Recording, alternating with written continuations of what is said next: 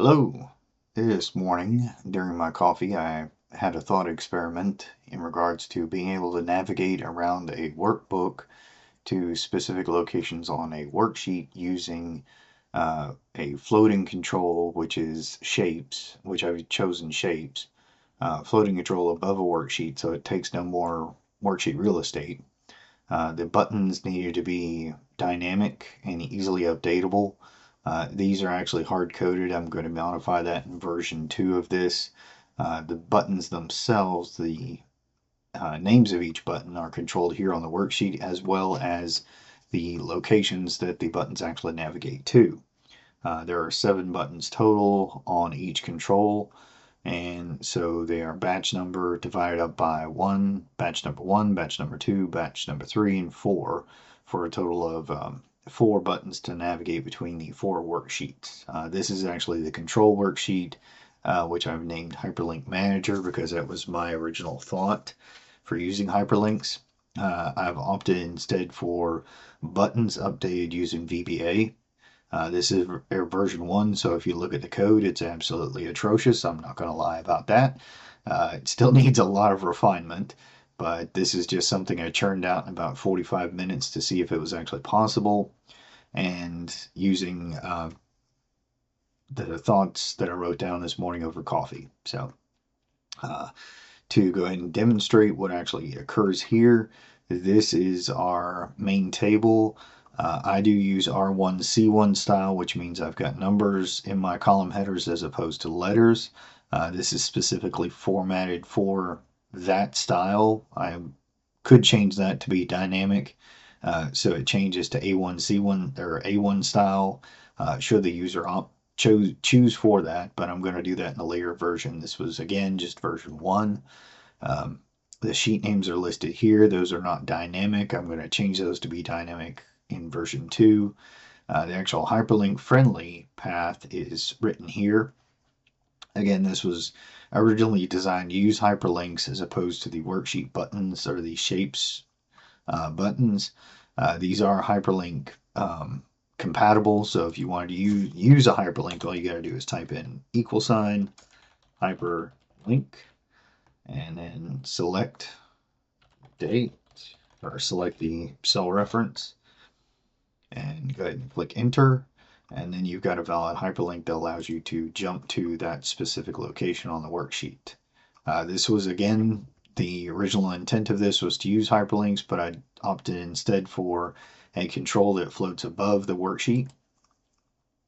I'm going to go ahead and leave that there for later use or later referencing. So let's go ahead and demonstrate. Again, this is your main data, not a table, but main data range, where this information will be updated. Only these 2 columns here will need to be changed. Excuse me. These 2 columns and these columns as well, because you can actually update the name of each button here dynamically to whatever you would like it to be. Currently, the button size contents is limited to the button size, but I may, in a later version, enlarge the buttons to accommodate for more larger text. But anyway, this is version 1. So upon clicking of the home button, this defaults to position 1, which is, or batch number 1, which is the main sheet. The actual filtered data related to the main sheet is here. The button names are here. The hyperlink locations are here. If I click page 2, that retrieves the page 2 data from the main data set here. You can see there's the button or page button, the name of the button for page 1 here, which is not dynamic. It does not automatically update upon changing, so I'm going to change that in a later date. Page number 2, page number 3, you can see it's retrieving the button names, and here it's not actually changing because we're on the Hyperlink Manager worksheet and not one of the individual worksheets. So let's navigate over to main sheet. Here's a control. Again, it floats above the worksheet. I've just got it locked in this position so that each one of the worksheets is the same. So our gold Each button is highlighted in gold as we navigate to each one of the pages. You can see page 3, page 2, page 1, home page, which is main sheet, or called main sheet in this instance. Our target worksheet, or the cells that we have targeted, aren't clearly called out on the buttons. I may change that again later. I think that'd be a good choice to have, maybe. Currently, they're just selecting row 2, starting in row 2, column 2, and then toggling one column over as they go. Again, the cell addresses can be changed here to any specific cell that I would like or you would like on the worksheet.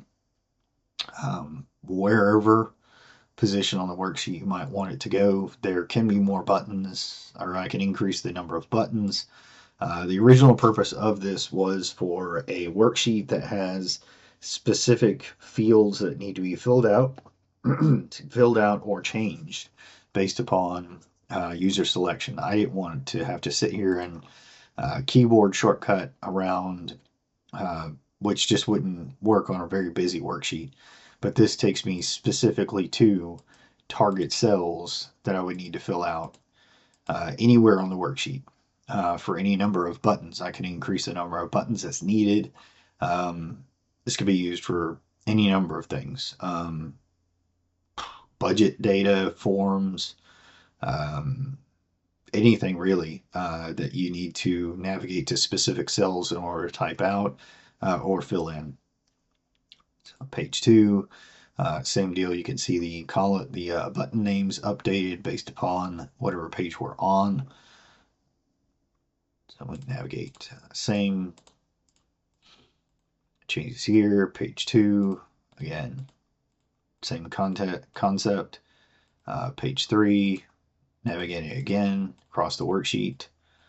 Again, these can be updated to whatever you would like it to be, whatever point on the worksheet you would like it to point to.